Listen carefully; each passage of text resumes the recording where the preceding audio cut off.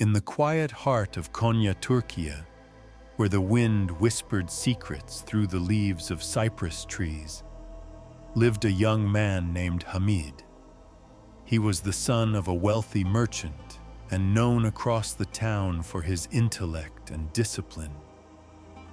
Hamid planned everything: his days, his meals, even the direction he would walk to the marketplace. He believed that life, if carefully structured, could be bent to one's will. But something troubled him. No matter how tightly he gripped the reins of his life, joy escaped him like sand through clenched fists. He had status, wealth, even admirers, but he was restless, as though his soul itched for something he couldn't name. One spring morning, a rumor fluttered through the city like the scent of jasmine.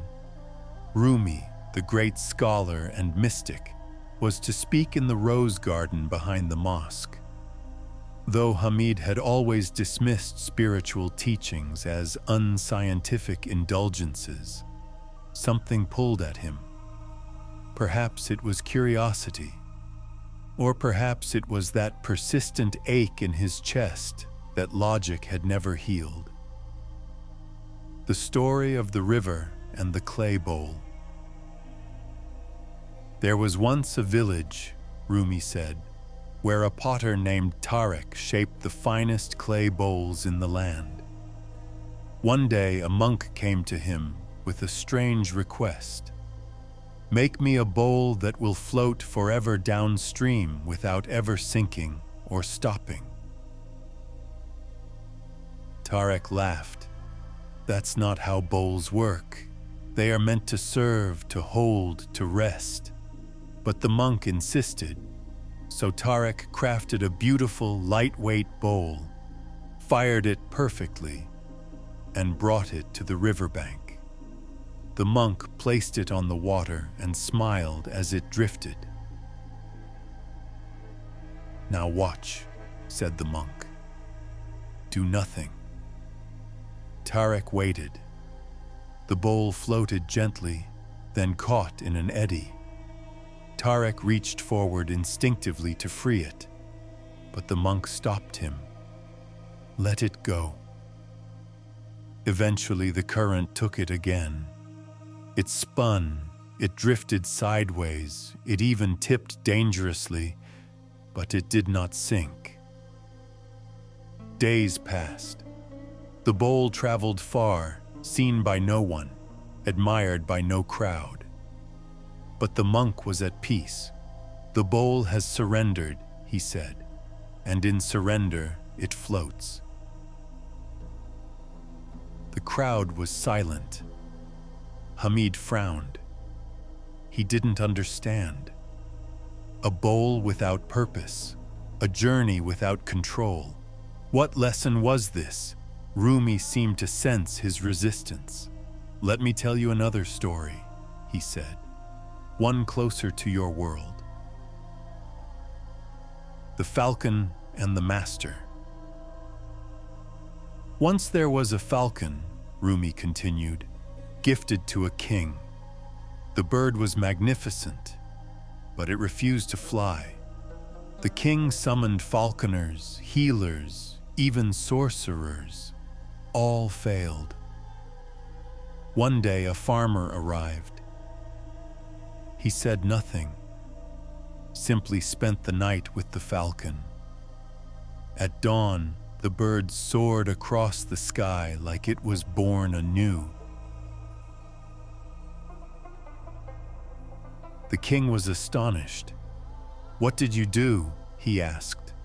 The farmer bowed. "I removed the branch it was clinging to." A murmur moved through the crowd like a breeze. Hamid's face tightened. These stories unnerved him. He'd spent years building his branches, his plans, his control, his grip on outcomes. But wasn't he like that falcon? Strong but grounded, capable but never soaring.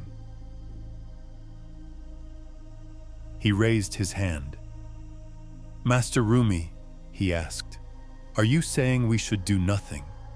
That we should abandon planning, reason, and just drift like clay bowls in a river?" Rumi smiled, that maddening, warm smile. "No, dear one. I am saying let the river guide your boat, but row when the moment comes. I'm saying the heart is wiser than your fear. You think control brings safety, but often it is the very chain that keeps joy imprisoned. Trust is not laziness. Surrender is not weakness. A tree does not grip the sky to grow. It simply opens to the sun." The sun dipped lower, casting golden nets across the garden. Rumi walked among the listeners now, pausing beside Hamid. "You've built a fine cage," he said softly, "but even golden cages are still cages. Tell me, what would happen if for one day you did not grip the wheel?" Hamid didn't answer.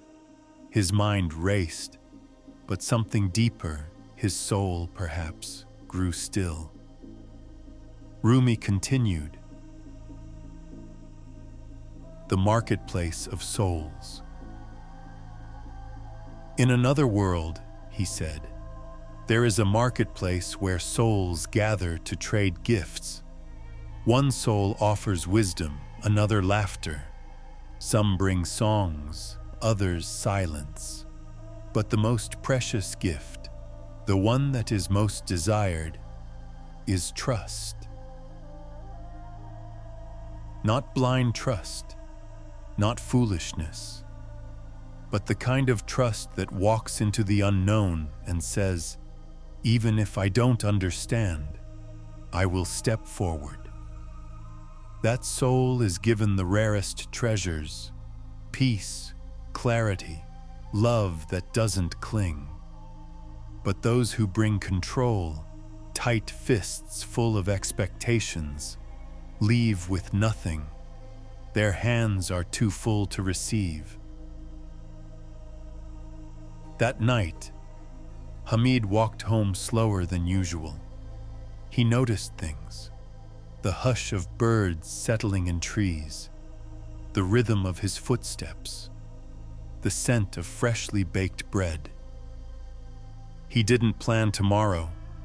For once, he didn't reach for certainty. He simply breathed. In the weeks that followed, Hamid changed. Not all at once, not dramatically, but slowly, like ice thawing in spring. He let go of some routines, spoke more gently, smiled more often. And once, when a business deal fell through, he didn't spiral. He sat beneath a fig tree and said to himself, "Perhaps this bowl was meant to float a different way." He never became a dervish, never wore the robe. But in his own quiet way, he joined the dance of those who trust the unseen rhythms of life. Rumi's whisper in the wind.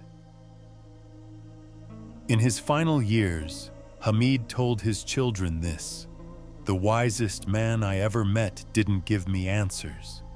He gave me silence, and in that silence I heard the river's song, not of control, but of flow.